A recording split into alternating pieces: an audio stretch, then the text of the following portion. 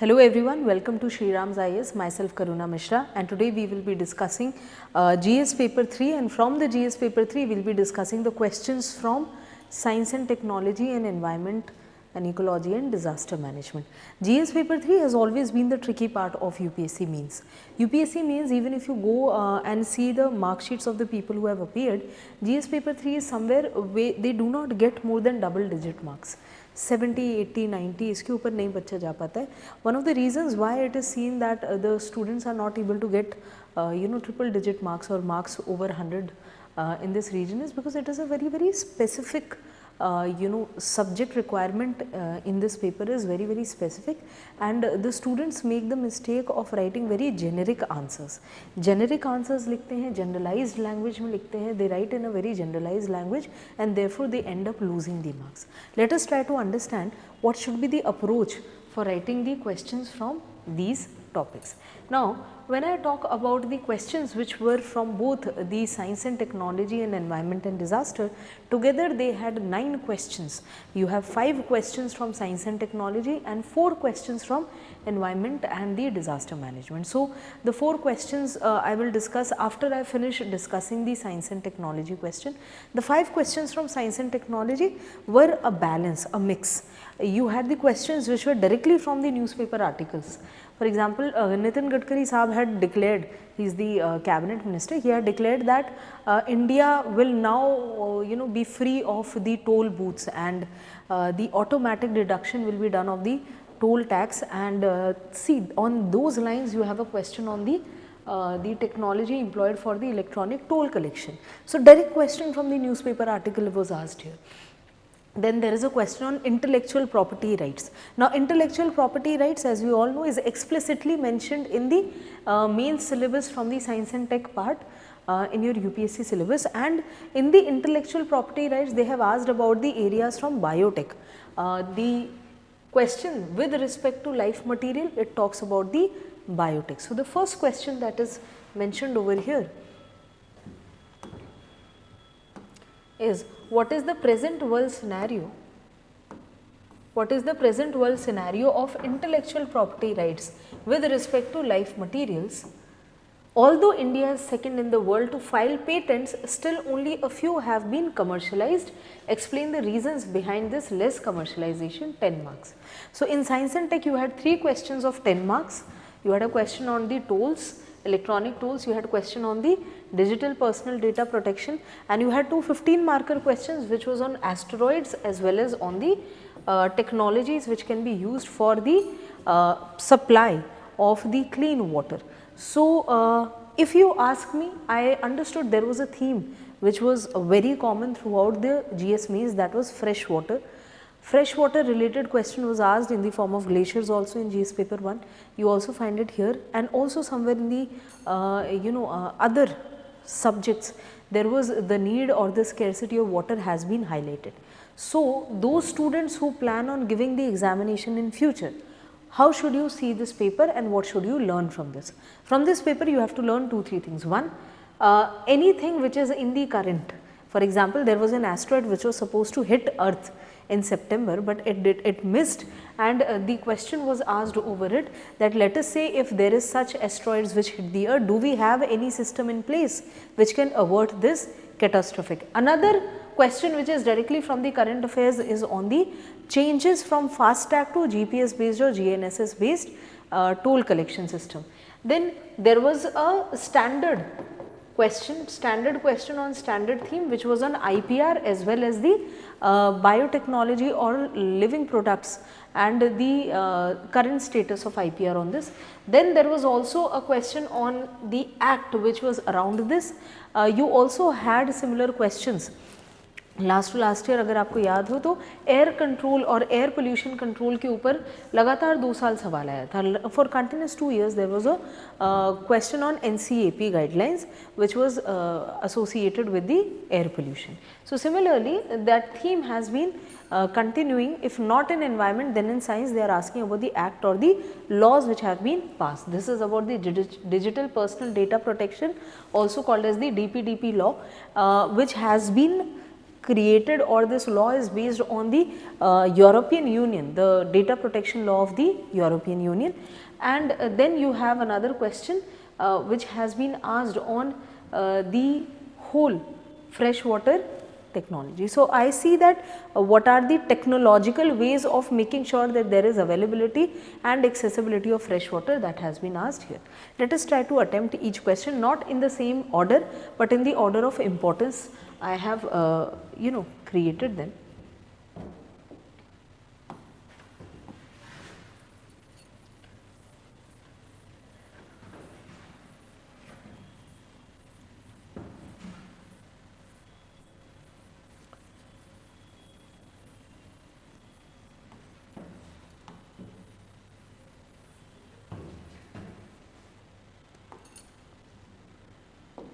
Alright. Let us attempt the first question, which is, the world is facing an acute shortage of clean and safe fresh water. What are the alternative technologies? So, the question is saying, one, it is an established fact, it is already establishing the fact that the world is facing acute shortage of clean and safe fresh water. What are the alternative technologies which can solve this crisis? Briefly discuss any three such technologies. So, सबसे पहले it has already been established that there is a problem of the fresh water, acute shortage. How do I write the introduction of this? To write the introduction of such topics, there are 2-3 ways of attempting it. One, you can start with the data on fresh water. I have given some data in the upcoming slides also. For example, the WHO has highlighted how more than 60% of the global population is facing shortage of fresh water or availability of fresh water. It is especially more prominent in the tropical and the equatorial countries. You can start with that kind of data. So, when I start an answer with that kind of data, it actually gives me more weightage. You can write the data which has been highlighted by WHO. You can also write the data which has been given by UNICEF, that how the children who are born after 2020 are going to face not only the issue of limited fresh water, but also contamination of water. Or you can also highlight the data which has been given by the Economic Survey of India. According to the Economic Survey of India, not only there is going to be the shortage of fresh water or availability of fresh water, but there is also the growing concern around the contamination of groundwater.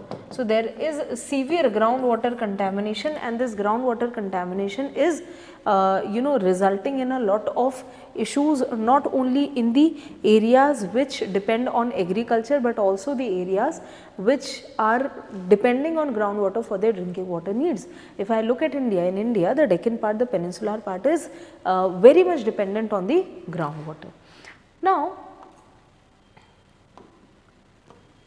when I move further, I start with the technology part. Now, if I look at the second part of the question, that is from where the body will start. In the body of the answer, what are the alternative technologies which can solve this crisis? And you have to discuss any three such technologies with their merits and demerits. They are asking you about the technologies. You have to discuss the technologies. That what are the various technologies which can be employed in order to solve the fresh water or drinking water crisis. When I write about these technologies, the best way is to use the table. I can use the table in which I can write about the technology. Then we can write about the whole process, what exactly happens in it. Then we can write about the merits, and then we can write about the demerits or the concerns. The reason why I am asking you to write it in such way, because it will give a clear picture, although it is a 15 marker, but still you will be able to give a clearer picture. Do not start your body with the table, but within the body you can make a table. When you start the body of the answer, while writing the body of the answer, what are the alternative technologies? We can always start with that whenever there has been a crisis, whenever there have been shortages, the technology or the various techniques have always come to rescue, whether it is the food shortage, whether it is the milk shortage, or whether it will be the shortage of drinking water in the future. There have been various technologies which are out there on the foray. Many of them, अब इसमें हम कैसे शुरू करेंगे? You can also mention the various technologies which are there, which are employed. For example, you can say the desalination, which is one of the most commonly used method. Desalination में you can take the example of UAE, you can take the example of Israel, which has achieved the food security, it has achieved its grain revolution with the help of desalination. It has limited water. You can take the example of Saudi Arabia, you can take the example of UAE, even Maldives has a desalination plant. Tamil Nadu has also attempted to have a desalination plant. So, this is one technology which is tried and tested and many countries are already using it. Then you can also say that in the Ladakh region, now in the introduction only very briefly, you do not have to write in detail. For example, in Ladakh region, the ice stupas,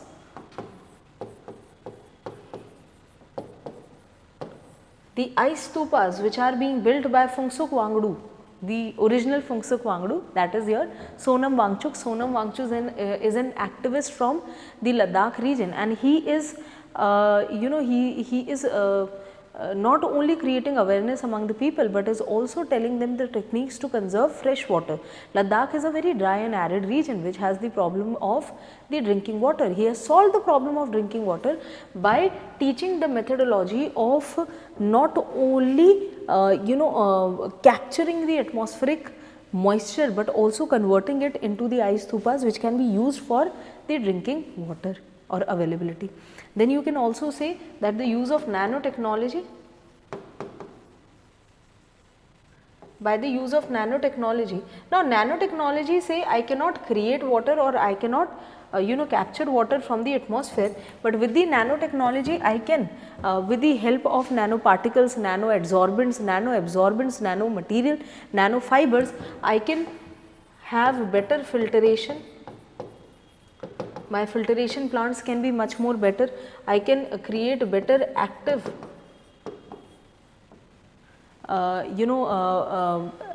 radicals which can react with the pollutants and remove them. I can also do the better effluent treatment, the effluent treatment plants or the sewage treatment plants. Effluent treatment, what is effluent? Effluent is the waste from the industry, from different factories, etc., or sewage treatment, which is the organic waste which is removed from the residential areas. All of these can be treated with the use of nanotechnology. So, with this you can start the body of the answer. One paragraph talking about how the various technological innovations can not only help in creating fresh water from the salt water such as desalination, capturing the fresh water or drinking water from the atmosphere in the form of ice stupas in Ladakh, but also the use of nanotechnology can help in doing the recycling of water by removing the impurities and helping in the filtration of the wastewater. Now my body will start. In the body of the answer, now you will make that table that I have said. In the table you will write about technology, then you will write about process, then you will write about the merit and then the demerit. Please make sure that the technology answer looks like a technology answer, not a generic answer. I will show you how the generic answer also looks. Right वो भी हम आपको बताएंगे क्या करेंगे बच्चे. अब पहले थोड़ा सा for those students who are new and who want to understand this paper in order to prepare for their own examination, what is desalination? Now desalination with simple words is when you use the salt water or the sea water or ocean water and you extract or you remove fresh water from it. आप उससे जब अच्छा पानी fresh पानी निकालते हैं and you use the fresh water for the consumption, for agriculture, for industry, etc. So this is what desalination actually means. Desalination can also be done by sunlight, solar energy से भी desalination हो सकता है. This is a more environment friendly. This is also called as this solar desalination can also be asked in your prelims, right? Solar desalination is a process that uses sunlight to convert saline water into fresh water. इसमें भी दो चीज़ें हो सकती हैं. पहला, open pit में you have put the saline water, you have allowed the heat to do the evaporation, and when the water starts evaporation, you collect that fresh water or that pure water and the salts are left behind. This is called open conversion of saline water into or open solar desalination. Then you also have the closed or enclosed desalination, in which you basically make sure that the solar energy or the energy produced by the solar power plant is used for the conversion of salt water into fresh water. So desalination, जो मैंने आपसे बोला था, you make a table. This is how you can add to the table. What is desalination? Desalination happens when the salt from the salt water is extracted in order to obtain the fresh water. You have the Ajobile, you have complexes in Saudi Arabia. You have the complex called as Shoaiba and Ajobile. These are one of the largest complexes in the world which are doing the desalination, and every day, each day you are producing 800 million liters of water. The biggest positive of desalination is there is endless supply of seawater. It is converting the sea water into fresh water with limitless supply, and it is absolutely vital and can be great in the coastal regions. So if I am talking about the coastal regions of India or coastal regions of the tropical, subtropical countries which can face the water crisis, this can be a good alternative. What can be a better alternative is using the solar energy for the desalination also. Now the bad part of this is, or the concern around it is this. See, whenever the desalination is done, around the coastal region, then the fresh water or the pure water is collected, but the water or the effluents or the waste which is full of salt and minerals, which has a huge quantity of or larger quantity of salt and minerals, it is dumped back into the adjoining areas. अब इसकी वजह से क्या होगा? This is also called as brine. इसको हम क्या बोलते हैं बच्चे? इसको हम बोलते हैं brine.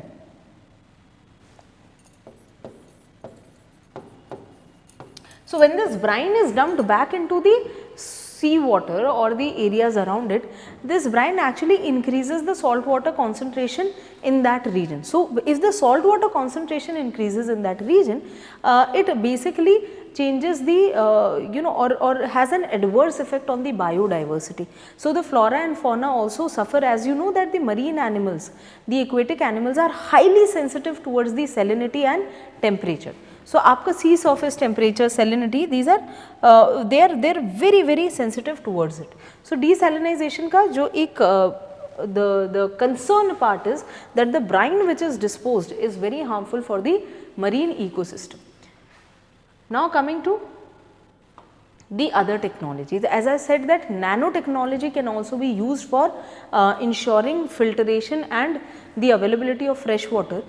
This is what I meant. So with the nanotechnology, you have the latest water purification techniques, right? These latest water purification techniques, they are highly efficient and cost effective, and they actually use different materials such as silver, copper or zero valent iron nanoparticles. So silver nanoparticles, copper nanoparticles or the ZVI, that is zero valent iron nanoparticles are also used. Nanostructures are used as photocatalysts. Now what are photocatalysts?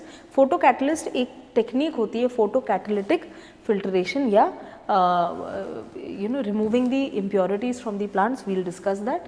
And the membranes which are made up of nanomaterial, for example carbon fiber based membranes are also used for removing the impurities. These are very, very fine and they can also remove the impurities. Even in your RO, you are using a lot of nanoparticles and nano membranes for filtration purpose, for cleaning the impurities. So, see, in desalinization we were creating fresh water. In the by the use of nanotechnology and different techniques which are, for example, the photocatalytic water purification.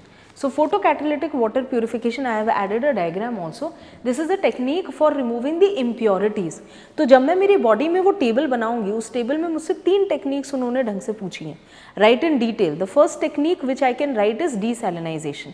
In desalinization, I can write what is desalinization, conversion of or extracting the fresh water from the salt water, leaving behind the salts and then dumping it back into the coastal areas.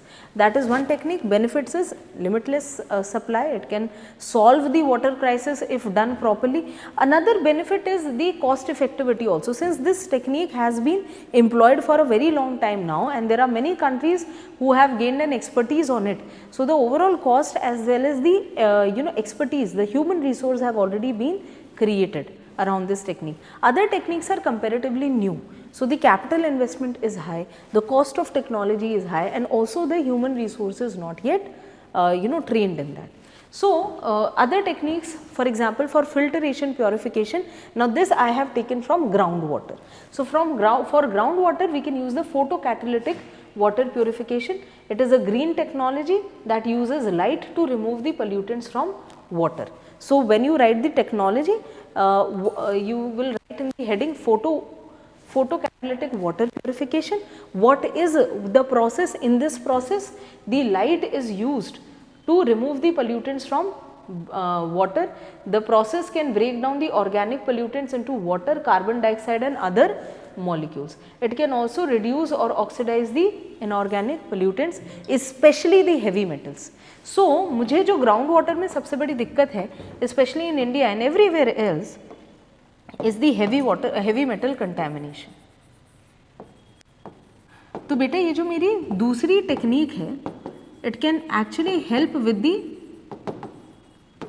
heavy metal contamination. ये मेरी heavy metal contamination में help कर सकता है. Any organic material, any organic product, when it is broken down, it produces carbon dioxide and water. For example, you take the groundwater. Once you have taken the groundwater, ये आपका groundwater है. Groundwater को you eliminate the arsenic or chromium. Chromium जैसे for example textile industry में बहुत use होता है, cleaning में बहुत ज़्यादा use होता है. So for metallurgy also chromium is used, in metallurgical industry also chromium is used, in textile industry also chromium is used. So chromium is a very common heavy metal which is part of the heavy metal contamination or the issues of heavy metal contamination in the groundwater. So आपके pigments हो गए, फिर उसके बाद आपका lead हो गया. All of these are reason for the groundwater. So see, this is such a small plant.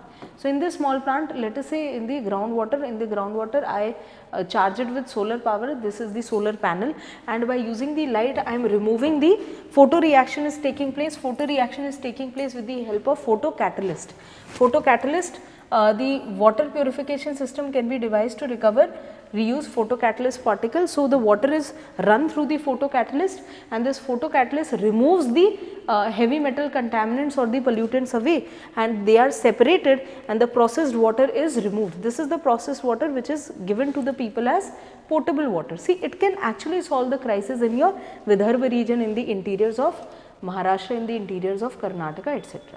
But हाँ, उसके लिए ग्राउंड वाटर टेबल मैनेजमेंट भी ज़रूरी है. But the thing is at least there will be availability of clean water, because in Telangana, in Andhra Pradesh, you have very prominent heavy metal contamination. We have discussed two techniques. First technique was desalination, another technique was the photocatalytic water purification.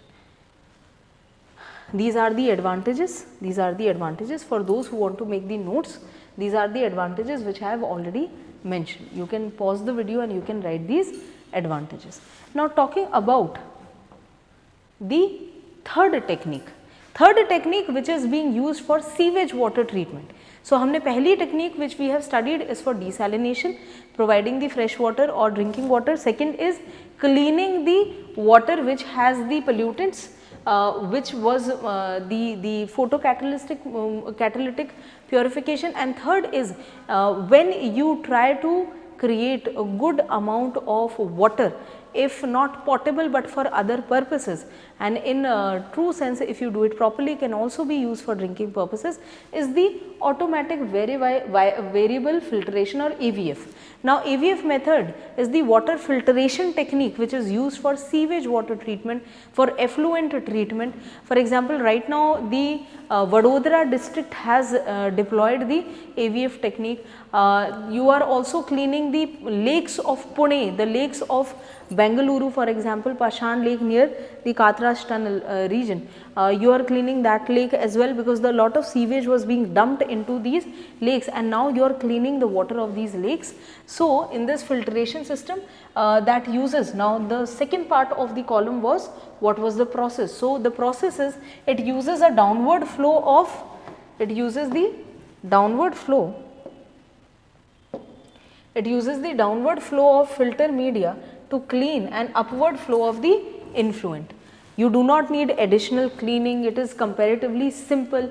The filtered influent cleans the filter media, so there is no need for additional cleaning. The cost is very, very low, there are no moving parts, you get good quality of water. This is what is more applied or what is more used in India also. In India, the technology or the technique which you are using for filtering the water is AVF. It is not used everywhere, but this is one of the upcoming technology which is being used. You can also remove the bacterial contamination here, see, and the microorganisms which can cause the waterborne disease. It produces water that is comparable to the microfiltration. Microfiltration जो आपकी RO technique से जो बनता है पानी.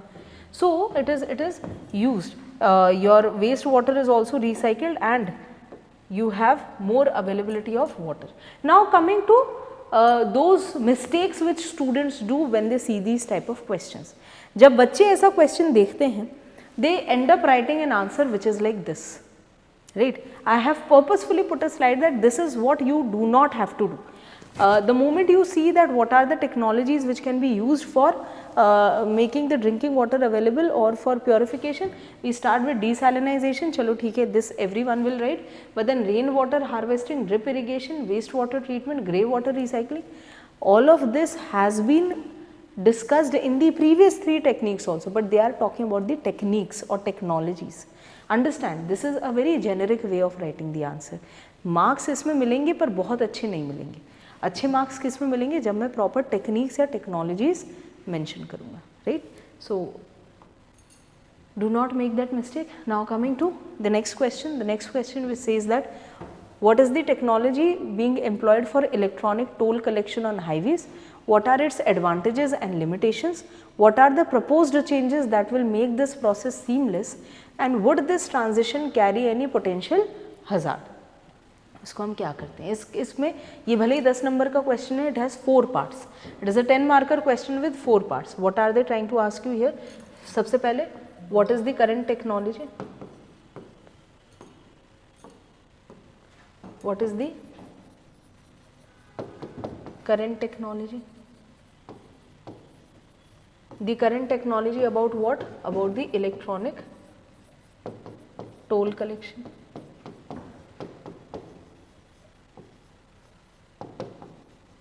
What is the current technology for electronic toll collection? What are the advantages? What are the concerns or rather limitations?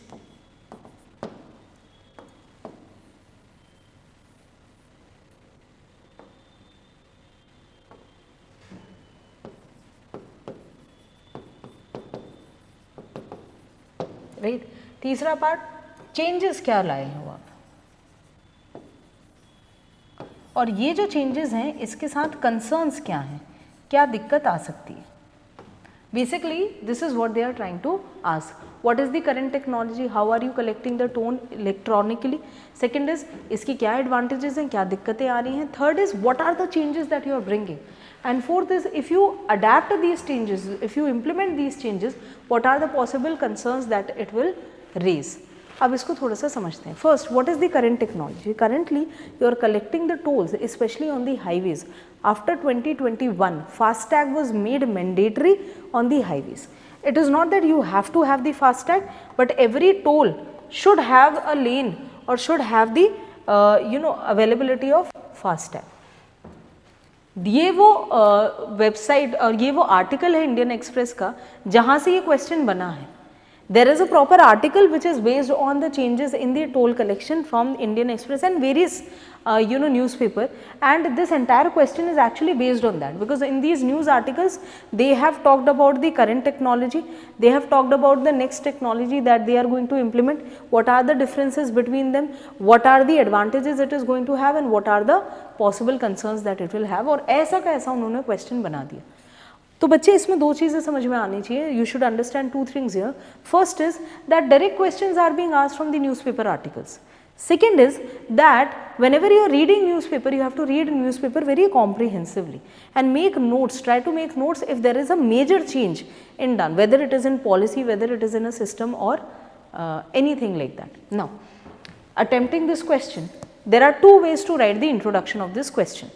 The first introduction can be, एक introduction हम इस आंसर का कैसे लिख सकते हैं? एक introduction ये हो सकता है कि साहब ऐसा है कि आपने, one introduction can be that you now have the movement of traffic on the national highways in India has now become seamless or has become very smooth with less hindrances thanks to the electronic toll collection system. There are no huge lines, there is less corruption, there is more tax collection and even the citizen end up paying the correct fare. जो एक बढ़िया सा दाल चावल question, ये आपका एक बढ़िया सा प्यारा सा इंट्रोडक्शन हो गया. Very very simple introduction which is also very fair, correct introduction. Another introduction can be that already India has a very efficient, India already has an efficient toll collection system, electronic toll collection system, but India has now announced that it will revamp it and upgrade it to the new system which will be GPS based, which will have a better toll collection, it will have better facilities etc. हम इससे भी कर सकते हैं. Second वाले में थोड़ा सा हमको ध्यान रखना है that you have to be very very choosy in what you want to divulge in the introduction and what you want to keep in your body. Reason being, in your body also they want this comparison to take place. So, a safe bet would be simply define how the electronic toll collection has made the overall toll collecting process comparatively easy or comparatively seamless, hassle free. Now, when I write about the body of the answer, when I am writing the body of the answer, that is where this particular data will come in handy. I have extracted this particular line from the article, from the newspaper article where this particular heading came. Now, it says that the GNSS Global Navigation Satellite System will allow toll or highway users fees to be collected without stopping the vehicle at toll booth boom barrier in order for the FASTag barcode to be read. It is intended to eventually replace the FASTag for toll collection. ये हमारी newspaper की heading थी. इसको हम दिमाग में रखते हुए let us try to frame the answer, because when I go in the examination hall, this is what remains in my mind. So, now if I say what are the different technologies or techniques by which the toll is collected in India, these are the three techniques. First is FASTag, GNSS and then the GPS based. FASTag is which I am using already, where I have an RFID tag, and RFID tag is attached to my vehicle, and when my vehicle moves through the toll plaza, it is scanned and then the money is deducted from my wallet. This is what is done. The payment is directly done from the linked account to the authority. The FASTag has become mandatory at highway toll plazas since February 2021. Right. It is not that you should have a FASTag, but the toll plaza should have a FASTag. Therefore, you see there are two different lines for FASTag and without FASTag. Now, we are now upgrading from this to GNSS. right? GNSS is satellite based system that uses GPS technology to detect the toll based on distance travelled. Now you have to understand it is based on the distance travelled. The toll plazas are based on if you are crossing the Noida border, or since I am teaching in Delhi, if you are crossing the Noida border you have to pay so much toll or tax. But now it is actually calculating the distance which is travelled by the vehicle, and then it is asking for the toll. See, toll is collected in order to maintain the highways, and if a highway has been created with a certain amount, with a certain capital, in order to recover that capital. But if I have only travelled for, let us say, 10 kilometers, then I do not want to give the toll. So this is basically going to be a better upgradation, because here the toll tax will be calculated based on the distance which has been travelled. So the satellite based system that uses GPS technology to deduct toll based on the distance travelled, it automatically exempts travel up to 20 km per day. So it will be a great relief for those people who are travelling in the localized way, that it is going to exempt 20 kilometers per day. It has exclusive lanes for vehicles with GNS OBUs, that is GNSS on board units. जैसे आपकी FASTag lines है, it will have separate lines for GNSS OBUs. What is GPS system? It is planning, the government is planning to roll out the GPS based system on national highways. It will start only with the trucks and buses right now, and the system will use geofencing to mark entry and exit points for accurate toll calculation. So accurate toll calculation के लिए you will mark the entry and the exit points, and you shall also use the geofencing. अब इसमें if I go back to the question, the question had asked me सबसे पहले what is the current system? I have explained what is the correct system. The current system is the FASTag. Then it is saying what are its advantages. I have explained the advantages: hassle free, corruption is reduced, direct payment to the government is done, government is also earning revenue, the citizen also is paying the fair tax. These are the advantages. What are the limitations? The limitations is that it was one tax for all, rather than being the distance which is travelled by the vehicle. The vehicle which is travelling the smaller distance is also paying the same tax. The vehicle which is travelling a larger distance is also paying the same tax. What are the proposed changes? The proposed changes are the GNSS and GPS. देखो ये एक Times of India का article था, which has very well said what are the key features. These are the proposed changes. What are the proposed changes? सबसे पहले आपका जो vehicle का number plate होगा उसके साथ attach किया जाएगा आपका with the vehicle's number plate, the GPS system will be fitted in the vehicle. You cannot temper or remove the GPS system. It cannot be tempered, dismantled or removed. The high shutter speed camera will be installed on the highways in order to calculate the movement as well as the kilometers which are travelled by the vehicles. The banks which have tie-ups with the system will debit the amount automatically. अपने आप आपका tie-ups जिनके साथ होंगे they will deduct the amount. But इसके साथ एक concern है. This is the upgradation. We have also seen that the upgradation talks about how the GPS based system will calculate the distance travelled and how it will be a better. Now talking about the concern, जो major concerns हैं वो क्या होंगे? सबसे पहले right to privacy. You will be able to have a complete information about the movement of the vehicle. It can be used to target certain vehicles. It can if the data is sold to the organizations which are not ethical, that can also raise concerns, etc. Next, आपका privacy तो जो भंग होगा वो होगा. What if some users do not comply? I do not want to have that RFID. They do not want to install the RFID tags, or even they can face issues. They do not know how to link the bank account. See, not everyone is financially literate, digitally literate to use these. Next, the technical glitches and failures. भाई आपका Microsoft का server down होता है, few days back the Windows was not working and the airlines were standstill, the MNCs were not able to work, the entire world was at a standstill. When Google stops working, when Microsoft stops working, when internet GPS stops working, then these systems also come to a standstill. So there is too much technical dependency and it can result in a standstill. Then the initial setup cost, and initial setup cost के अलावा there is a lot of interoperability. There is a huge interoperability among the various departments. There are so many departments which have to work along with each other, in resonance with each other for this to work. So these are certain concerns which are around this. So this is how you can write the body of the answer. In the conclusion, you can write that India has to make sure that it steps up according to the changing scenario.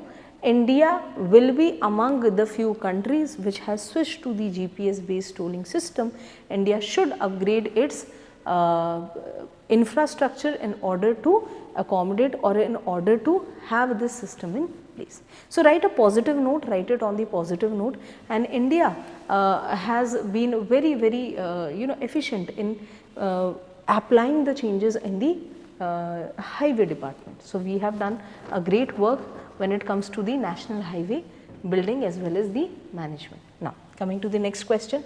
The next question is what are asteroids? How real is the threat of them causing the extinction of life? What strategies have been developed to prevent such catastrophe?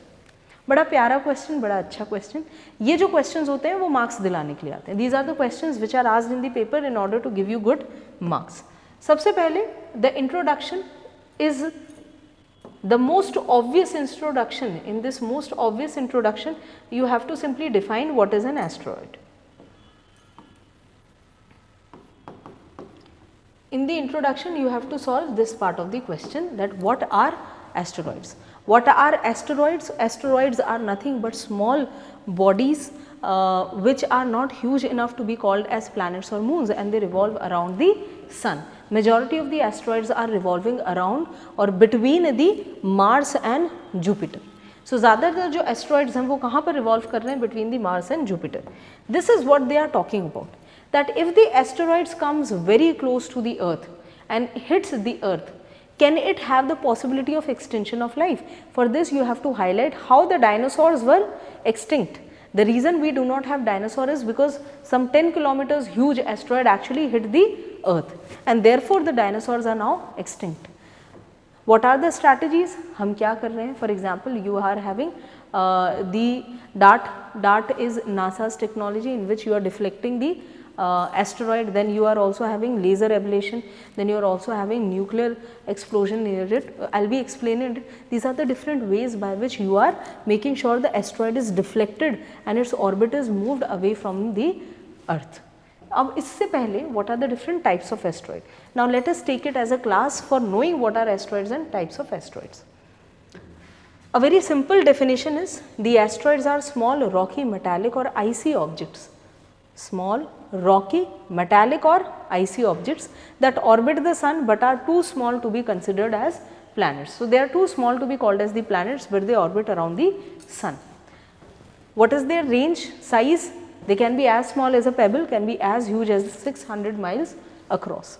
What are their composition? They can be rocky, metallic or icy objects. What are their orbits? They orbit around the sun like planets, but they have high. So their inclination is not similar to the inclination of a planet, but they can have high inclinations unlike the planets. What is their location? Majority of them are found in the asteroid belt. Where is the asteroid belt? Asteroid belt is between the Mars and the Jupiter. What is the origin? It is believed to be from the when the solar system was being formed some 4.6 billion years ago. हमारी जो पूरी धरती बनी है, the solar system has been formed somewhere 4.5 to 4.6 billion years ago, and it is believed that that is also when the asteroids were created. Now, to answer the question that can asteroids be strong enough in order to extinct or cause extinction, we can write that the extinction of the dinosaurs also called as the Cretaceous Paleogene KPG extinction, was also triggered by a 10 kilometer wide asteroid. So yes, in the past there has been a case when the asteroid hitting the earth has resulted in extinction. Now for those who do not know the different types of asteroids, I have given you the data. I will simply explain it. If you want to write the notes, you can pause the video and write the notes. So what are these different types of asteroids? You have the near earth orbit. The near earth orbit asteroids are those asteroids which are moving dangerously close to earth, जो कि अर्थ से बहुत ज़्यादा close होते हैं. If you want, you can pause and you can write them down. So the near earth asteroids, these are the small asteroids which are very very close to the earth. For example, you had an asteroid called Apophis. ये 2019 में फिर आएगा India के पास, sorry अर्थ के पास. So Apophis or 99942 Apophis, it was discovered in 2004 and it is a very very dangerous, one of the most dangerous asteroid which comes dangerously close to earth. In fact, in 2029 it will come as close as 32,000 kilometers. इतना पास आ जाएगा अर्थ के, right? So 2029 में भी आएगा. Last time it came was in 2004. So these are the near earth asteroids. Then you have the C type asteroids, the most common. The most common, they are dark colored, they are made up of a lot of metals and minerals which are generally found in the asteroid belt. Then you also have something called as Jupiter Trojans.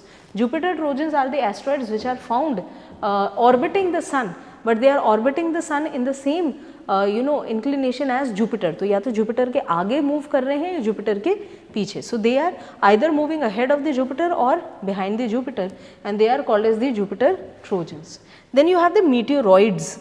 Meteoroids are small rocky or metallic objects which travel through the space, and they can be fragments of the asteroids or comets, and they actually enter the Earth's atmosphere. So they try to enter the Earth's atmosphere. They can be the fragments, and these are called as the meteoroids. इतना लिखना नहीं है. This is for those who are trying to use it for gaining information. Now talking about the second part of the answer. The second part of the answer is what are the strategies to handle this. Now talking about the strategy part. DART mission. What is DART mission? This is DART mission. ये आपने एक spacecraft भेजा. You have sent a spacecraft, and this spacecraft is going to hit this asteroid. Now what will happen when this spacecraft hits the asteroid? When this was the original orbit, this red one is the original orbit. When this spacecraft will hit this asteroid, it will deflect the orbit, and if it deflects the orbit, it will not collide with the earth. Let us say this asteroid was about to collide with the earth. If I have deflected its orbit, if I have deflected its path, it will now not collide with the earth.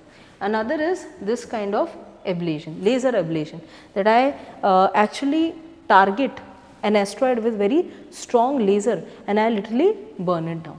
Another is nuclear. So I do a nuclear explosion close to the asteroid in order to vaporize it, to simply remove it, destroy it. So nuclear destruction or nuclear vaporization, this is laser ablation. This is the removal using the kinetic, the kinetic force. You are literally moving the asteroids from its path. इसके अलावा एक और बढ़िया चीज़ होती है, that is gravity tractor. Now what is a gravity tractor? I have given the meaning of it and everything. If you want, you can pause and read from here. Those who want to understand, listen to me. What do you do in a gravity tractor? You have sent a spacecraft or an object very close to the asteroid. When you send that object very close to the asteroid, that object will have some gravitational effect on the asteroid. So any object which has mass will have some gravitational pull or push, right?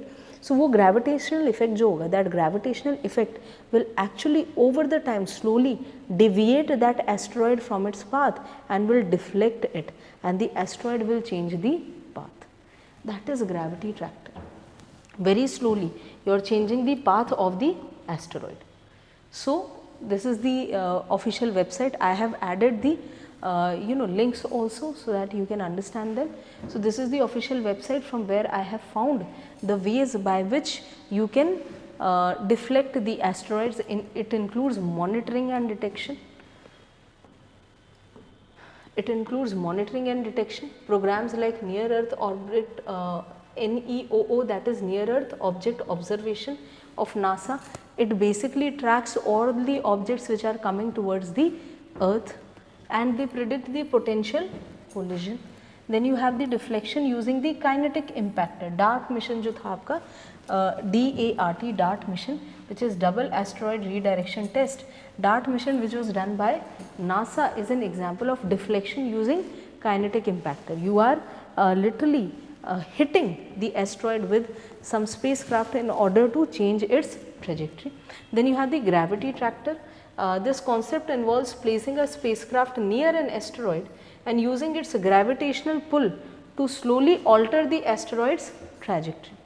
Then you have the nuclear disruption, nuclear explosion near the asteroid, vaporizing a part of surface, reducing the risk, and you have the laser ablation. I think we understand all of them now.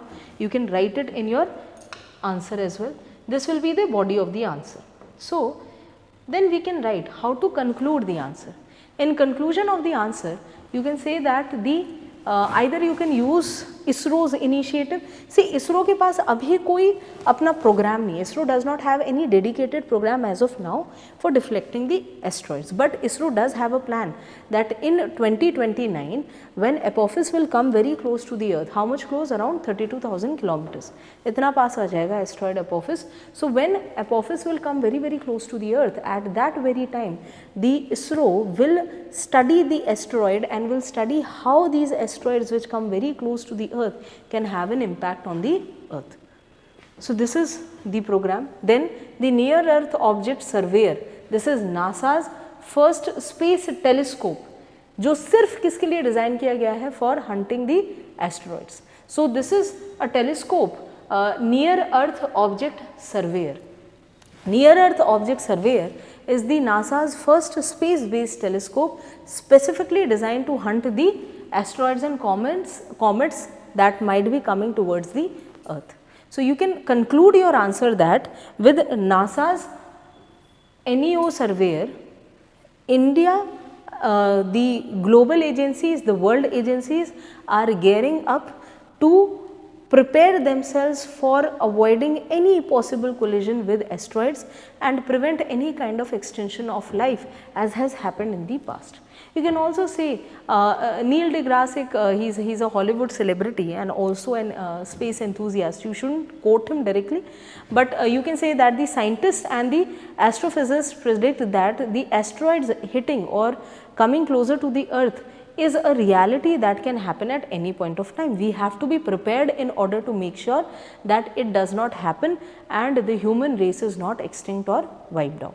For that, ISRO has also geared up to have its own dedicated program to prevent celestial bodies from colliding with Earth. It plans to study the spacecraft, to send its spacecraft to study the Apophis asteroid. This is how you can conclude your answer. Right? Now let us come to the fourth question, which is around intellectual property rights.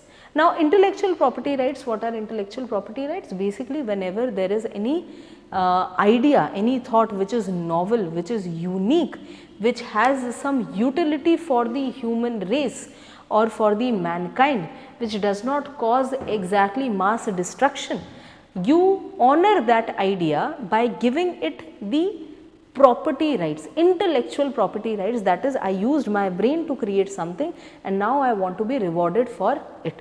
That is intellectual property right. What is the demand of this particular question?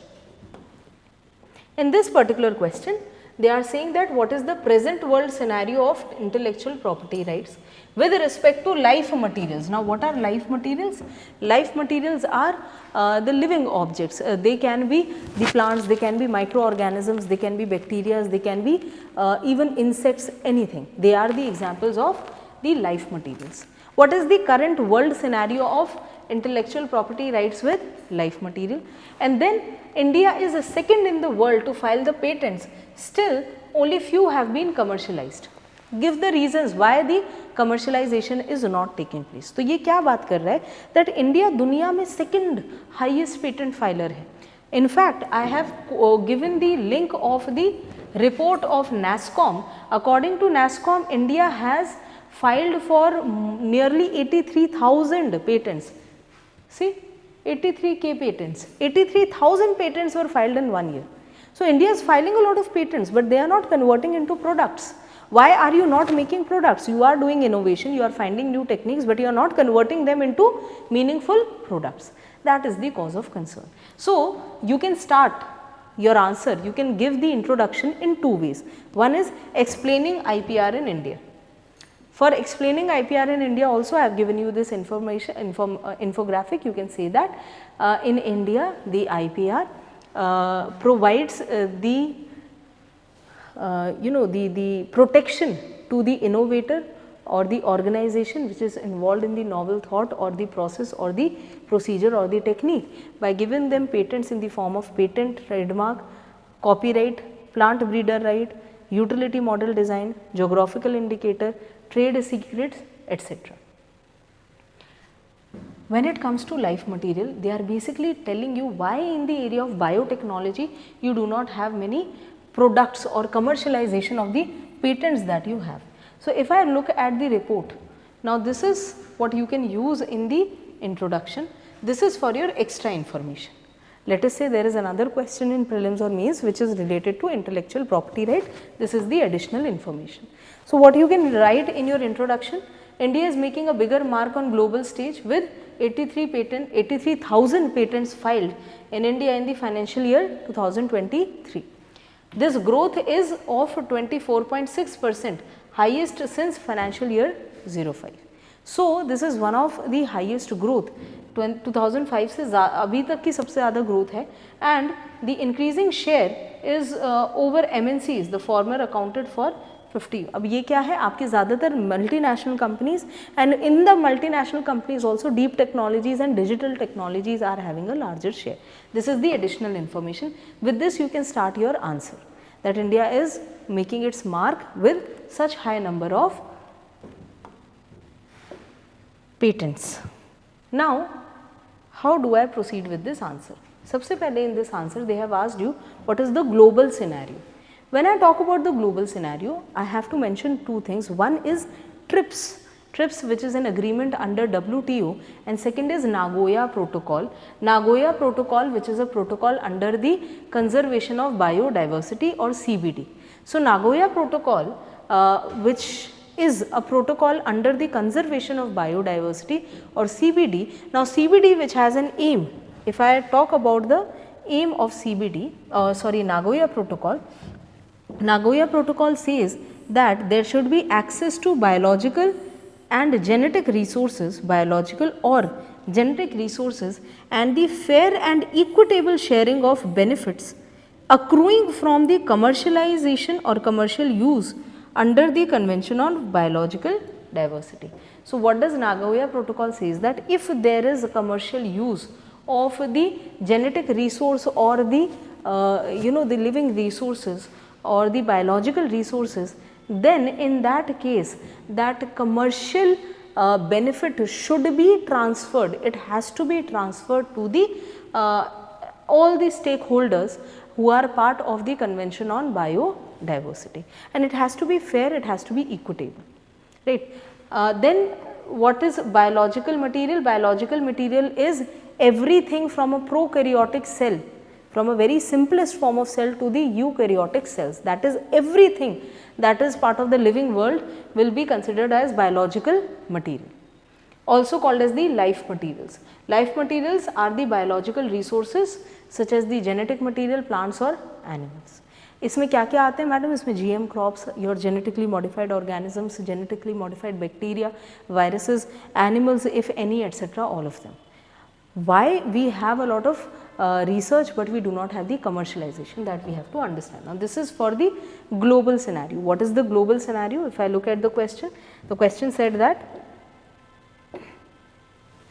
what is the world scenario of the intellectual property rights. Now, in the world scenario you can write that the global scenario or the global all the countries which are part of the Convention on Biodiversity are governed through Nagoya Protocol for the transfer and exchange of the biological resources.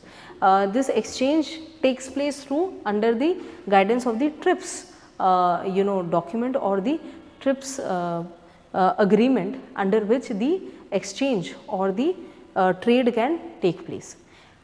Countries such as China, USA and European Union have very high patent rate as well as the commercialization in the field of biotechnology. They are having such high rate because not only they are taking the risk in developing the latest technology, but they are also producing products. For example, majority of the GM crops, majority of the genetically modified organisms are produced in China, USA and European Union. European Union bhale itself is not allowing the GM crops to enter, but is investing a lot in the GM technologies or genetically modified technologies. When it comes to India, India has its own cultural reservation, India has its own environmental reservation, etc. For example, GM mustard which is all right and ready to be launched, but still it has been held back because Supreme Court looking at the pressures from the environmental NGOs is also concerned that it might have some environmental impact, right. So, what is the reason why India does not have much commercialization? This is your answer for that. In India, you have a weak industry and academia collaboration. What do you understand by that? That organizations such as CSIR, organizations such as ICAR, the different types of labs, though they are doing the research work, but the private players, the market is not funding these innovative ideas and generating the products out of it. There is lack of capital investment. We can also say that although the priority is given to the biotechnology firms as per the request of Department of Biotechnology under the PLI scheme is the lending scheme, right. Though there is priority given, but still you have very limited startups, 75 startups ki baat thi, limited startups which are in the field of biotechnology, and majority of the investment is actually in the pharmaceutical or agricultural area. So, that is where majority of the investment is.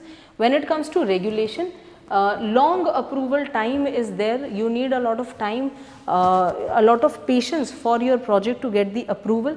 DGCI jo hai, India's DCGI approval process is often cited as a very slow process. Then you have the pharmaceuticals, patent commercialization, all of these take a lot of time. So, there is a certain level of red tapeism that also derails the whole project. Then you have the higher cost, the cost of bringing a patent to the market, clinical trials, and then the prohibitory overcoming all of that.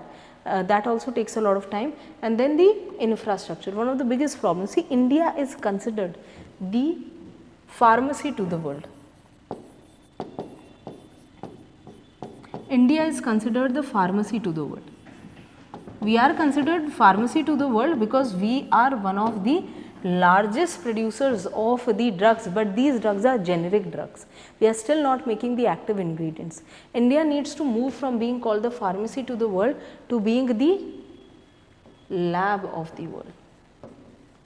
Why lab? Because we will not only be innovating, creating new products, but also making benefit or profit out of it by creating innovative products, not copying something which is already there, not making generic drugs but novel drugs. Novelty is what is missing, on which we have to work upon.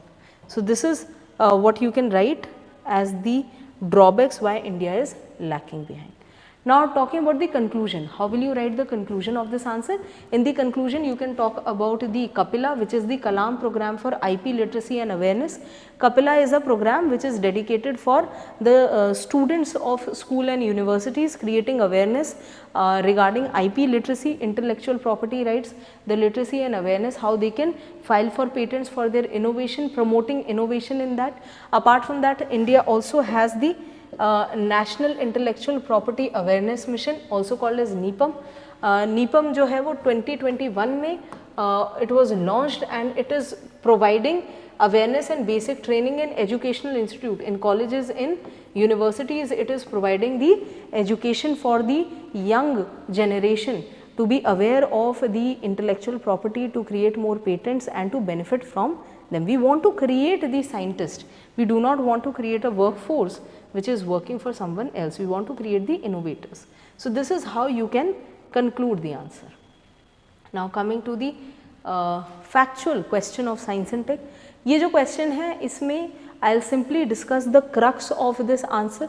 I have framed the answer also for you, which if you want you can write down, but I will be explaining all of this. Let us discuss what is the requirement of this answer. सबसे पहले describe the context and the salient features of digital personal data protection bill. ये आपसे दो चीज़ें पूछ रहा है. ये जो क्वेश्चन है ये आपसे दो सवाल पूछ रहा है. It is asking you two questions. One is context, why have you launched the digital personal data protection act?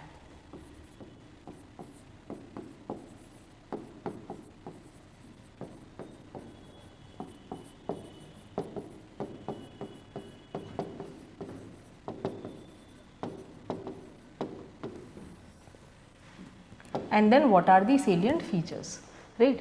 These are the best questions of the paper. This is a 10 marker question. You simply write the basic requirement of the answer and you will get the good answers. Now, सबसे पहले, why did you wanted that bill? First, in 2017, the Supreme Court had declared that the right to privacy comes under the right to life under Article 21. Under Article 21, Article 21 is one of the most explored articles by Supreme Court of India. सबसे ज़्यादा explore किया है इस article, सबसे ज़्यादा widen जो किया है किसी आर्टिकल को.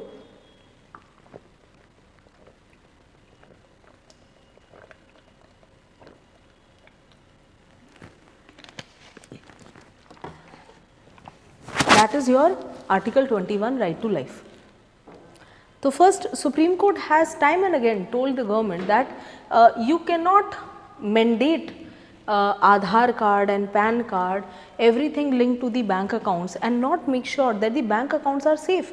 First you ensure the cyber security, first you ensure that the data is secure, then you force the citizens to give all of their crucial information to you and the different agencies, because the thing is I might give my Aadhaar card and PAN card to the bank, but from the bank it might go to a hacker. That is a problem. So, सबसे पहले वो, that is the context. Second, India is also home to maximum number of financial frauds that happen across the globe. So, that were the two reasons. These are the two contexts. Now, this I have mentioned here also. India took the inspiration from the General Data Protection Regulation, GDPR. India took the inspiration from GDPR, that is General Data Protection Regulation, from European Union. ये European Union का था, और European Union के इस bill से, which is aiming at protecting the data of the citizens of European Union, India has framed its own Data Protection Act. So, Digital Personal Data Protection Act actually has been taken or has been inspired from the GDPR from European Union. अब European union का जो ये GDPR है, इसके salient features क्या हैं? Some of the salient features are, now listen very carefully. One, you have to take the explicit consent. If you are asking me to divulge my information, there should be no implicit consent, explicit, that you are consenting, you are agreeing to share your information with 1, 2, 3, 4 organization, this and that app, and then only that app can take that information, in simple layman term. Second, this bill also says that the fiduciaries, what are fiduciaries? The different organizations which are collecting the data, these fiduciaries should be responsible for not only the collection, storage, but also the deletion of data when it is not requirement. My right to be forgotten, I do not want my information to remain on the internet. if it is not relevant. So, the right to be forgotten, that is, I do not want my data to remain in the system for the time longer than necessary, that also the onus lies on the fiduciary or the data collecting centers. The centers, they can be apps, they can be e-commerce website, they can be Gmail accounts, this and that. If you are collecting my data, if it is not relevant anymore, if it is not required anymore, delete that data. The right to get yourself deleted or your data deleted, right to get your data edited, the right to get your data uploaded, the right to get your data removed from the different spaces, digital spaces. Then it also talks about the penalties, that if there has been any disruption or the data leakage has been done, or there is misuse of data in which the fiduciary or the organization involved is not being responsible, then the penalty has to be applied. So, it is about that obligation and of data processors, Indian company ho ya foreign company ho, whether it is an Indian company or it is the foreign company, they have to comply with the provisions of the Act. Right to access and correction, I should have the right to access my personal data, correct it or even delete it if it is inaccurate or misleading. For example, the customer can request a bank to correct the address etc., or delete the unused information from the bank account. Then as data fiduciary responsibility, that if you data fiduciaries who are collecting the data, if you process the data, you have to handle it responsibly, ensuring transparency and accountability. Then the consent based data processing, you have to give explicit consent before the data is processed. This is what we have discussed. Then data localization also, that it should be stored and processed within the Indian borders, ensuring border control, right. There should be penalties on the breach of the data. The children should be protected, the children's data should be protected, especially under 18. So, the parental consent is vital. Without the parental consent, the data of children under 18 cannot be used. Grievance redressal mechanism should be there in place if the data breach has been done. And the government can process personal data without consent for specific reason. अब इसमें exemption है on the grounds of public interest.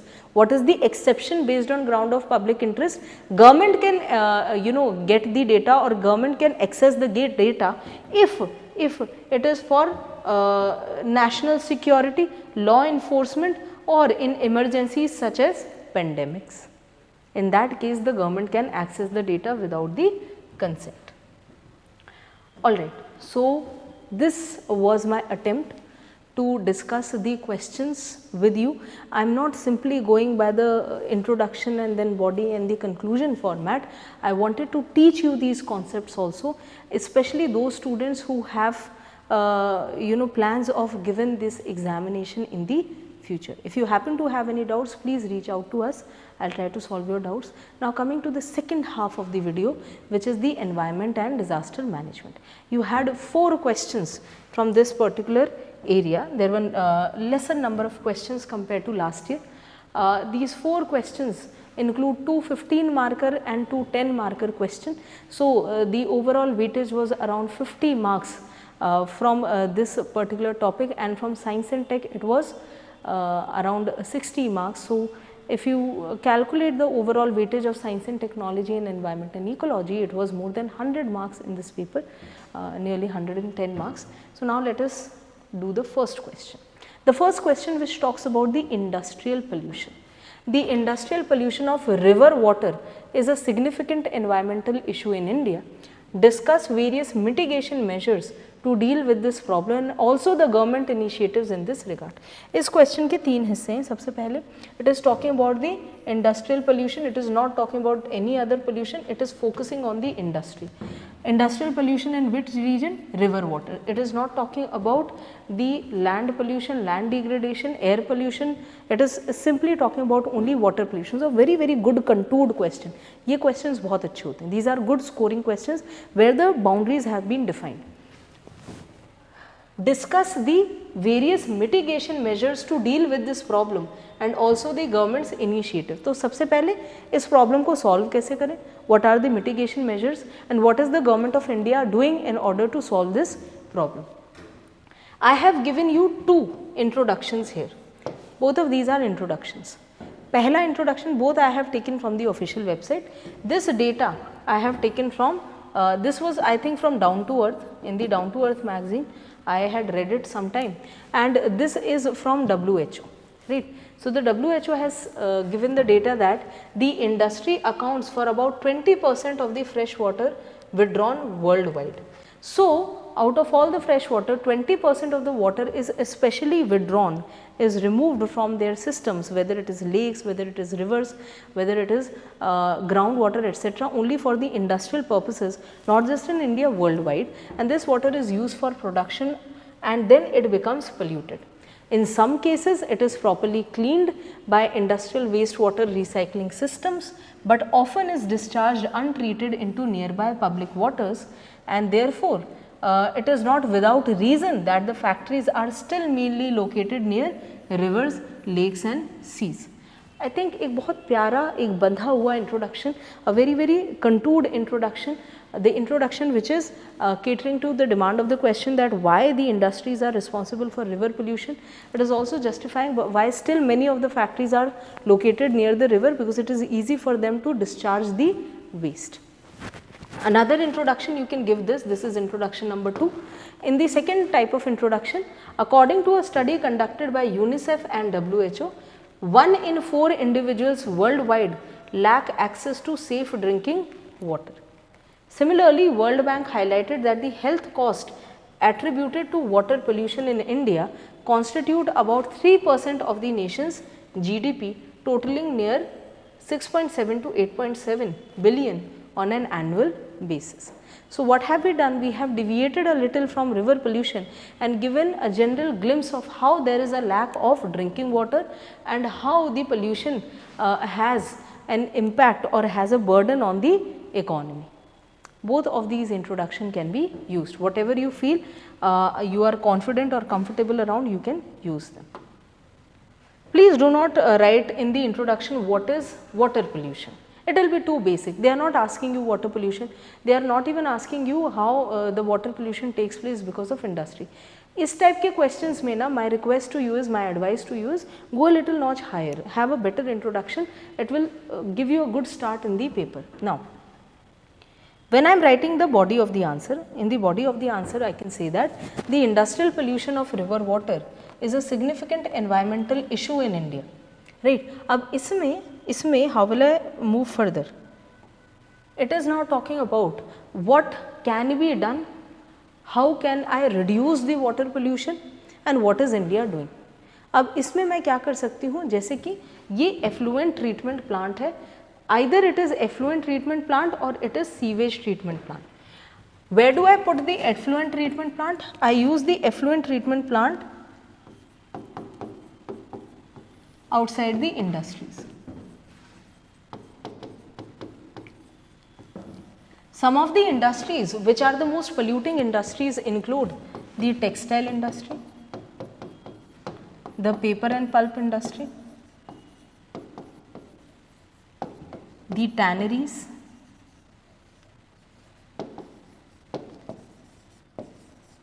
the metallurgical industries,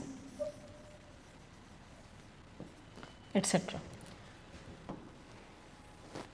These are some of the industries which produce maximum waste which is discharged into river water or drinking water. Now, this is a typical effluent treatment plant. In the effluent treatment plant, as you can see, there is a clarifier which is removing the larger impurities. Then you have the pressure sand filter. You pass that treated water or you pass that polluted water through the sand filters. Then you have the carbon filter. You use the carbon fiber, you use the carbon in order to remove the impurities. It also removes the heavy metals, by the way. And then you have the resin filters in which the last part of impurities are removed, and this is now the processed water. This is how the effluent treatment actually works. So, one thing how you can use is, or what you can write in your means your body of the answer. In the body of the answer you can say that the effluent treatment plants should be installed outside the industries. India has made it mandatory for industries, especially these, to have the effluent treatment plant. You can then give the example how the steel plants, how the textile plants of Ahmedabad have been given notices for putting the effluent treatment plant. अगर याद आता है बहुत अच्छी बात है, otherwise you can write this. अच्छा, this information I have also given, which is a general information on fresh water. Any question on fresh water for future, this is for your future. Any question on fresh water at all, you can use this information. कोई भी question है ना, मुझे अगर कोई data डालना है, मुझे इंट्रोडक्शन में कुछ डालना है, I am not able to write something in the body, I can use this, that more than 60% of the earth's fresh water is stored in the ice caps and glaciers, with just over 30% found in the groundwater.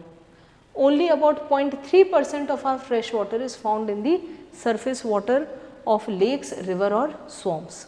Whether it is a question on glaciers, whether it is a question on groundwater. For example, there is a question on importance of glacier, ye chipka do. If there is a question on groundwater pollution, you can use this. If there is a question on why river contamination we cannot afford, you can use this. So, this is this universal data, you can use it. Coming back to the question, so you have the effluent treatment plant, similarly you have the sewage treatment plant. In the sewage treatment plant, what do you do in the sewage treatment plant? In the sewage treatment plant, you remove the organic waste. How do you remove the organic waste? You basically decompose it, you basically remove it from the water by using microorganisms. In the microorganisms, you can go for aerobic decomposition, you can also go for anaerobic decomposition, etc. So, those who do not understand what is effluent treatment plant, this is for you.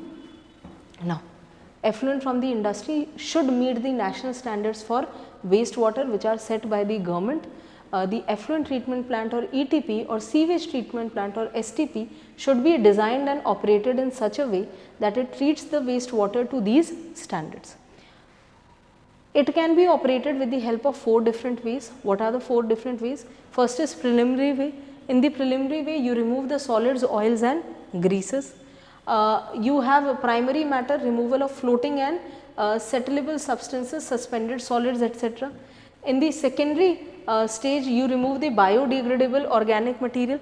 Biodegradable, you have for example, you have the fecal matter, you have the dead plants, animals, etc.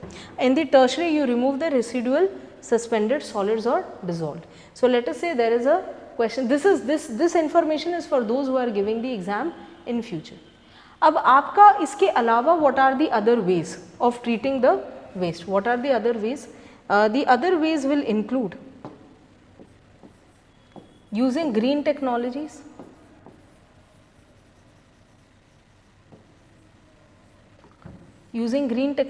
for example, producing textile using bamboo. So, bamboo cotton, for example, for the production of textile, it will not result in the production of the waste. Then also using the nanotechnology for the absorption.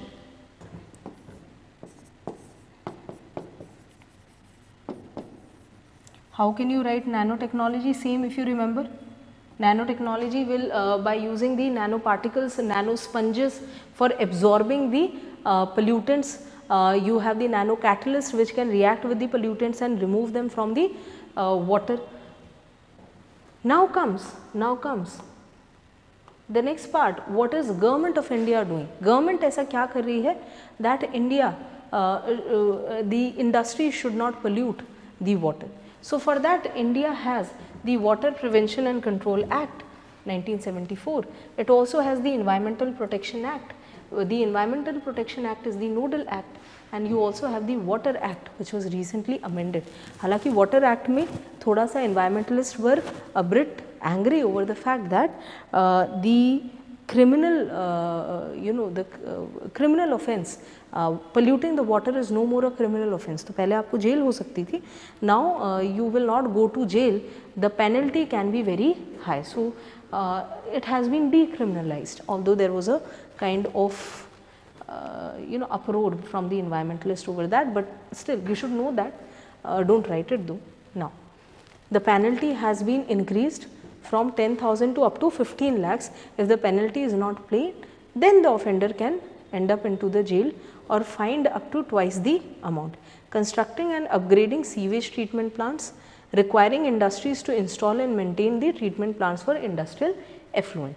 So these are the different initiatives. Iske alawa you also have dedicated to the rivers, you have the Namami Ganga project, you have the National River Conservation Plan, you also have the Clean Ganga Fund. Now what is a Clean Ganga Fund? It is a fund which is created in which individuals, organizations, companies, they can put money for the conservation of river Ganga.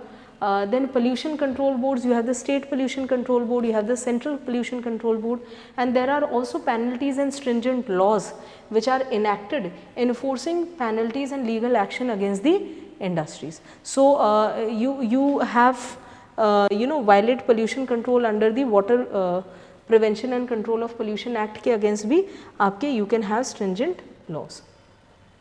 Now when I want to write the conclusion, in the conclusion you can say that we can adapt the stringent laws against water pollution like European Union, but this is a very cute initiative, a sweet initiative which is by Japan. Japan में it is called as the JOKASU, right? Those who are going to write the exam, जिनका हो गया कोई बात नहीं, those who want to write the exam you can add this. Now what is JOKASU? It is a decentralized wastewater treatment. See, for making a huge wastewater treatment, I need a lot of capital, I need a lot of investment, I need a lot of money. But what if I choose small colonies and have a wastewater treatment system, and that is called as the JOKASU system, in which I not only treat the human waste but also the grey water or the domestic waste. Grey water is from the domestic waste, from the kitchen, from the bath and the other which goes into the drains, and then you have the human waste also is treated in the localized way. So it is going to cut cost, it will not put a lot of pressure at one sewage treatment system. So we can say that India can also adapt the JOKASU system, which is the decentralized wastewater treatment system, and should also make its own wastewater treatment robust. So with this you can write the answer. Chali. Now let us move on to the next question. The next question says that what role do environmental NGOs and activists play in influencing environmental impact assessment outcomes for major projects in India? Cite 4 examples with all important details. ये tough question था. This was a tough question. Why it was a tough question? Because it is not simply asking you what is environmental impact assessment. It is not even asking you how the NGOs play a role as a pressure group. It is categorically asking you point out 4 projects and their role with detail. So it was a tough project. If you have a question, if you have not read it, it will be difficult for you to answer, right? Anyone who is saying that this was expected, no, you do not expect them, students to know the details of 4, 5, 6 such projects. एक दो projects जैसे नर्मदा बचाओ आंदोलन, everyone knows. Then you have the Silent Valley project because it was one of the few 1970s के time पे. They know it. चिपको आंदोलन, although was not related to a project or industry, but still it was an environmental movement. They generally know it. But how to remember 4 of them, right? So separately, yes, I agree. This was comparatively a tougher question. Now how do I attempt it? I think this is a little balanced introduction which you can have. One introduction can be define environmental impact assessment. Define EIA, right?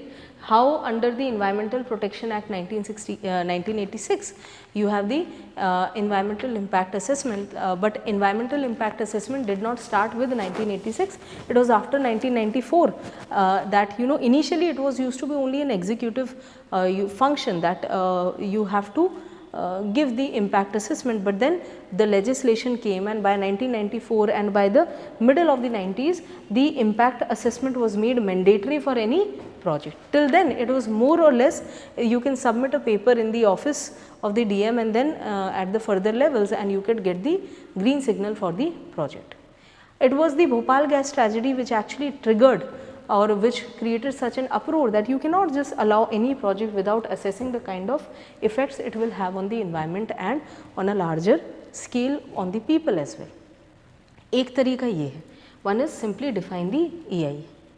A little advanced way would be that you write it in this way that environmental NGOs have emerged as pivotal players in the quest to safeguard our natural world. Their role in environmental impact assessment is multifaceted, influencing outcomes and ensuring that environmental considerations are given due weight in development project. You are basically giving away the entire crux of the answer, that not only they are not stalling the project, no, they are not saying that shut the project, they are saying shut the project if it is causing more harm than benefit. You have to take the people into consideration, you have to compensate the people who are displaced, you have to see the environmental cost of the project, then only you can give the approval to the project. This is what basically it is saying. When it comes to the body of the answer, in the body of the answer, let us now move to the different projects that have been influenced by the NGOs. So, now this is more of a teaching for those who do not know. This lady here is Medha Patkar. Medha Patkar and her NGO, which was Narmada Bachao Andolan, NBA.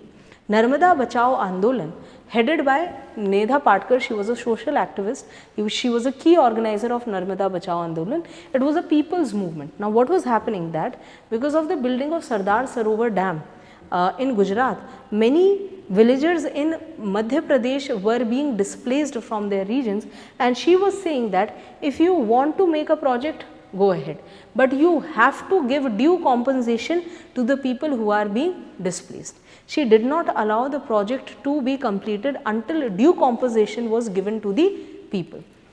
So, this was a people's movement that opposed the construction of dam on the Narmada river in India. Patkar's action against the Sardar Sarovar project included protest. She led the peaceful protest rallies and marches against the dam, including a 36-day solidarity march from Madhya Pradesh. Right? She was also she also sat on a hunger strike. So, that is a person who did a lot for this project. What was the outcome of this project, or what was the outcome of this protest? That until the due compensation was given to the people, the project was not given the approval. So, this was the outcome. Now, if you are writing this answer, you can again use the table method. In the table method, what you can do is, you can write the project on one side. This is the project, the name of the NGO or activist, if you can recall them, and the effect on EIA on the project. So, what was the effect? So, for example, the project here is the Sardar Sarovar Dam, which is the dam on river Narmada. The name of the NGO is Narmada Bachao Andolan by Medha Patkar, and what was the effect? That until the due share was given to the displaced families, the dam was not given the approval.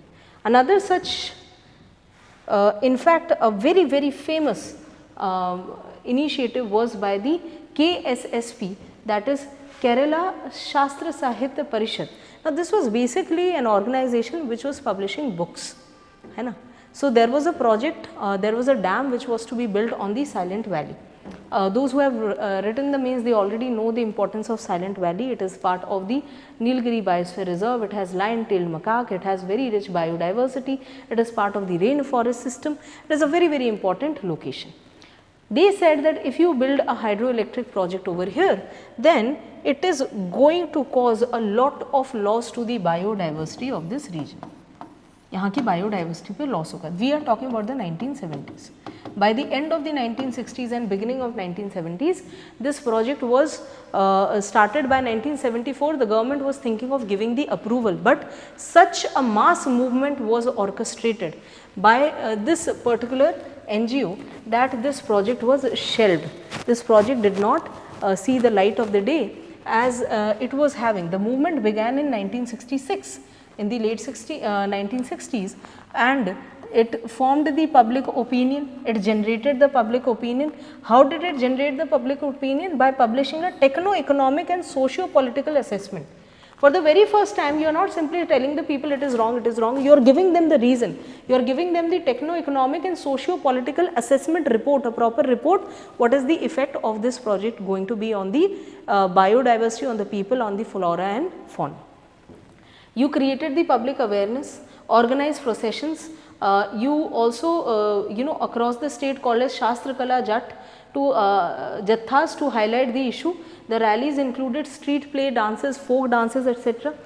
It also formed a media cell to counter the arguments of the print media.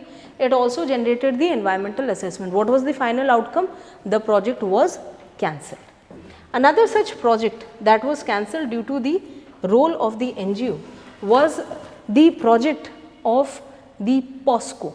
अब ये जो उड़ीसा का POSCO था, POSCO जो था ये Korea and India, it was a collaboration of Korea, South Korea obviously, South Korea and India together they wanted to build this particular project or the POSCO plant. POSCO project was a very ambitious project. They were also going to develop a port in this region and it did not see the light of the day. You had this guy called Abhay Sahu, and Abhay Sahu was the leader. He belonged to the CPI Communist Party and he led the anti-POSCO movement, and basically they were concerned about a tribe.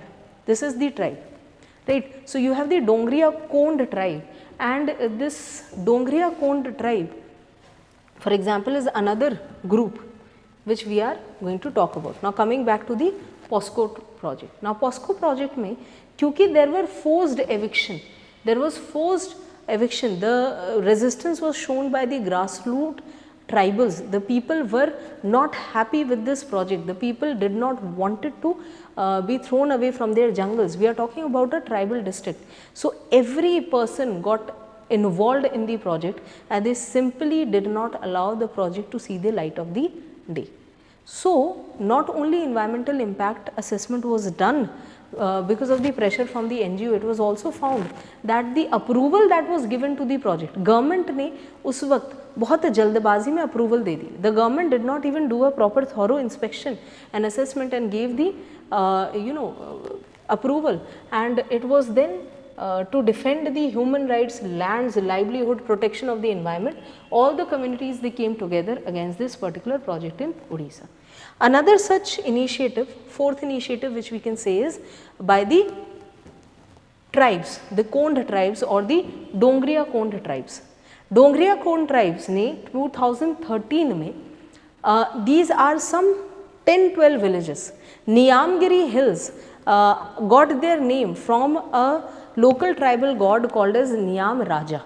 तो आपकी ये local tribal god है which is called as Niyam Raja, and it is believed that these Dongriya Kond tribes are the descendants of Niyam Raja, and Vedanta wanted to mine bauxite from the Niyamgiri Hills of Odisha.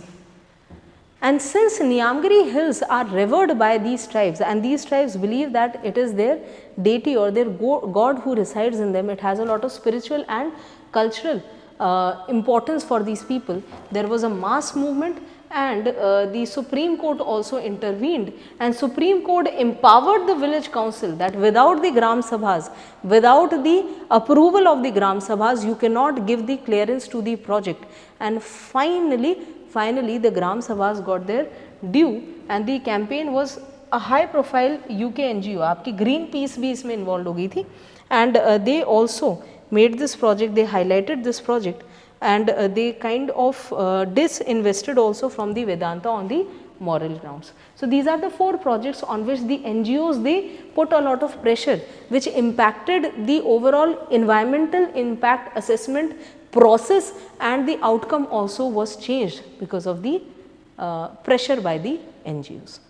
Let us talk about the next 15 marker question, which is the disaster resilience. What is disaster resilience? How it is determined? Describe various elements of disaster resilience framework. Also mention the global targets of Sendai framework for disaster risk reduction. Now Sendai framework जो है, Sendai framework was created, this framework is basically between 2015 to 2030, this framework was the first major agreement post 2015 development agenda, providing the member states with concrete actions to protect development gains from the risk of disaster. सबसे पहले समझते हैं ये है क्या. How will you attempt this question? In this question, the first part of the question or in the introduction, you have to talk about the disaster resilience. This is the disaster resilience. What is disaster resilience? Resilience means the ability to withstand. So, what is disaster resilience? It is the ability of a community, organization or individual to recover from and adapt to the disasters without compromising the future development. So, I want to recover as well as withstand with the disaster, and I do not want to compromise on the future development also. That is called as the disaster resilience. Now, what are the ways to measure the disaster resilience? This is extra information. If you have to simply talk about this answer, you can finish your introduction over here. Yahan tak. This can be your introduction. Those who are attempting the paper now in the future, this is the additional information for you. What is the additional information? The additional information includes that what are the different ways to measure the disaster resilience. One, understand disaster risk. How will you manage them? What is the level of risk? Strengthen the governance. The governance should be strong enough to manage the disaster. Reduce the vulnerability. Reduce vulnerability to disasters to increase the resilience. Enhance preparedness. You should be better prepared to respond to the disaster and recover effectively. Use scorecards to assess the disaster resilience. Right. I have taken it from the UN website. You can use it as your basic data for your notes making also. Now, disaster resilience scorecard can be prepared for the cities, for the industrial areas or the commercial buildings also. So, in order to make a judgment which city is more resilient, you can create such scorecards. You also have to consider the system reliability. What is system reliability? That is the system's ability to keep disruptions from causing cascading failures one after the other. For example, in Delhi there is rainfall. After rainfall there is blocking of drainage. Blocking of drainage results in the people drowning, then the short circuits. Do you see there is back to back one disaster after the other. There is another question which is based on the disaster in cities also. Now, this is what the Sendai framework talks about. These are the 7 targets which are to be achieved by 2030. What are the targets? You have to increase a few things, you have to decrease few things. What do you have to decrease? You need to decrease or substantially reduce the global disaster mortality. You need to reduce the number of affected people. Economic loss with respect to GDP, damage to critical infrastructure and service disruption. What do you need to substantially increase? You need to increase the number of countries with national and local disaster resilience strategy. You have to increase the international cooperation for developing countries. You also have to increase the availability and access to early warning system and the disaster resilience report assessment. तो आपका जो you have to make it more accessible. यहाँ पर भी दिया हुआ है. If you want you can use this also. आपके पास warning systems होने चाहिए. You should have the better warning systems. You should substantially enhance international cooperation. You should also have the disaster risk reduction strategies among the countries. You have to reduce the global mortality, you have to reduce the number of people affected, you have to reduce direct impact on the economies, you have to reduce the disaster damage to critical infrastructure as well as disruption to the services. These are the 7 global targets which are to be achieved by 2030. How will you write the conclusion? For the conclusion you can use this, that is the India led CDRI. Right CDRI हमने कब किया था? ये हमने COP26 में declare किया था. सो इन COP26 India had declared और had formed the CDRI which is for resilient infrastructure. So the India led CDRI announced 2.5 million fund for urban infrastructure resilience. It targets low and middle income countries that is LMICs and small island development countries, and focuses on 4 critical infrastructure sectors: energy, transportation, social and water. So, we can say that India is not only building the resilient cities in its own national boundaries, but is also focusing on the other countries by its initiative under CDRI. You can use it as your conclusion. Moving on to the next question. This is the additional information for students who will appear, which is the disaster resilience framework. The disaster resilience framework, it depends on who or what is being protected, such as social group, किसके context में है, political system, environmental context, disturbance. It focuses on managing both shocks, sudden events like disasters, stresses, long term climate change हो रहा है, there is depletion of water resources, drought like conditions are forming, capacity to respond, this depends on exposure, size of the threat, sensitivity, etc. Reaction systems can either bounce back better with improved resilience or result to the, or it can also go back to the pre-existing conditions. This is the framework which is part of the disaster resilience. Now, coming to the next question, which says that the flooding in urban areas is an emerging climate induced disaster.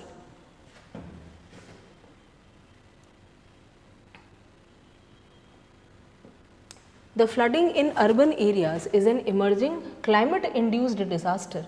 Discuss the cause of this disaster. So, सबसे पहले the urban flooding is not a natural disaster but a climate induced disaster. Discuss the causes of this disaster. Mention the features of 2 such major floods in the last 2 decades. You can give the example of Bengaluru floods. You can give the example of Chennai floods. You can give the example of Delhi floods. Right. So, mention the features of 2 such major floods in the last 2 decades, because you are talking about the urban areas, you are not talking about general flooding. Describe the policies and frameworks in India that aim at tackling such floods. अब क्या किया जाए इसका? सबसे पहले सबसे प्यारा introduction, the very simple introduction can be describing what is urban flooding. Now, urban flooding बड़ा टॉपिक है, इसको इंट्रोडक्शन में ख़त्म करना मुश्किल होगा. It will be difficult for you to wind it up in the introduction. So, how will you write the introduction now? In the introduction, you can write with the events. For example, in this year of La Nina, now those who have written the mains, they already know this. Those who are new students, you will understand eventually. So, in the year of La Nina, there has been several occurrences of flood or flood-like situations across the country. Whether it is the Delhi floods this year or the Bengaluru and Chennai floods in the recent past, whenever there is excessive rainfall, the cities are not able to withhold the water and start flooding. You can also say that the disaster is much stronger than the rainfall. इतनी बारिश नहीं हो रही है जितनी बाढ़ आ रही. Right. So, let us say in the case of Delhi, in Delhi the disaster or the flooding is not because there is a lot of rainfall. Of course, there was a rainfall, but more than that it was the drainage. Because the drainage system is not proper, the urban population pressure is so high that even with some amount of rainfall, the flood like situation actually takes place. Then you can also add the aspect of urban heat islands or the concrete jungles. Since these urban spaces have become the concrete jungles or have now formed the concrete jungles or are now like the concrete jungles, the water absorption is almost nil. The water actually it moves on these concrete roads and it is resulting in 2 problems. One is decreased water table and the seasonal flooding during the monsoon. Either of the way you can start the answer. Introduction में urban flooding पूरा बताने लगोगे, introduction बहुत बड़ा हो जाएगा. If you start explaining urban flooding in detail, it will be a very long introduction. Now we can talk about the causes of urban flooding. Causes of urban flooding, we can talk about the underdeveloped drainage system. We can talk about the development patterns. You do not have a proper development pattern. You do not have smart city concept is very new. These are extremely old cities. Delhi is one of the oldest cities of the world. Chennai is an extremely old city. So these cities have developed as the centers of prosperity, and making any changes to them will be very difficult. You can develop new cities. For example, you can have planned cities in Gurgaon, you can have planned cities in Noida, you can have planned city in Chandigarh, but having a planned city in Delhi will be a very big problem. So yes, the urban development program, for example, converting the natural landscapes into impervious concrete surfaces or the concrete jungles, then increasing urban runoff, loss of aquatic ecosystems. You do not have any water bodies, lakes and swamps. These lakes and swamps used to act like shock absorbers. Whenever there is excess rainfall, they used to absorb the excess water. Dense population and concentrated capital leads to increased societal exposure to flood hazards. More people are now exposed to the flood hazards. Urban floods, when combined with unplanned urban development, increases the urban runoff, and of course the climate change. With the climate change, there is a frequent precipitation, extreme hydrological boost, floods and hazards are more common. Now, what are the different reasons? How can you take care of it? I can take care of it by dredging and desilting of river sites.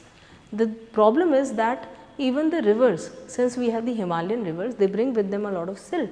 If I make them deeper, then also I can make sure that more water remains within the river than overflowing. Then you have the Jal Shakti Abhiyan. What is Jal Shakti Abhiyan? Very important. ये तो लिखना ही है.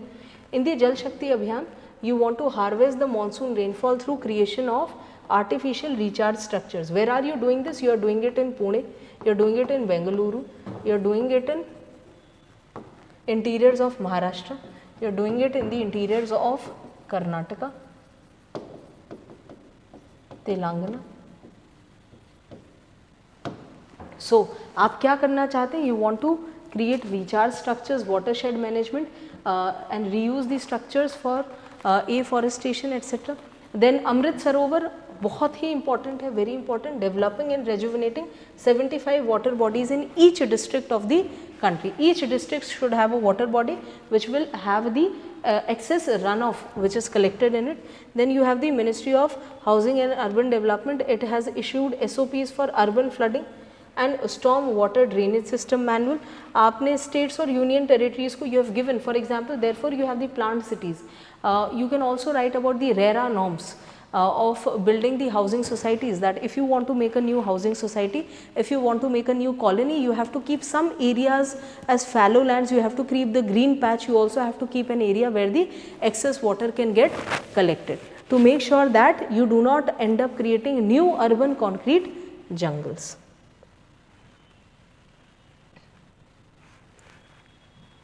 Alright, so these were all the questions which were from environment. To conclude this answer, you can always write that no matter how much the population density or urbanization takes place, a proper planned cities will always go a long way. India has to prepare itself, being a tropical country, for the climate change related changes in the precipitation pattern, and along with that, with the increasing population, India has a two-pronged problem or challenge in front of it. The correct governance and initiative can be a way forward. Right, so this is how you can conclude the answer. This was my small attempt in introducing how to manage these questions in the most effective way. If you happen to like it, do let us know. If you happen to have any doubts, then also do let us know. Thank you so much. Have a nice day.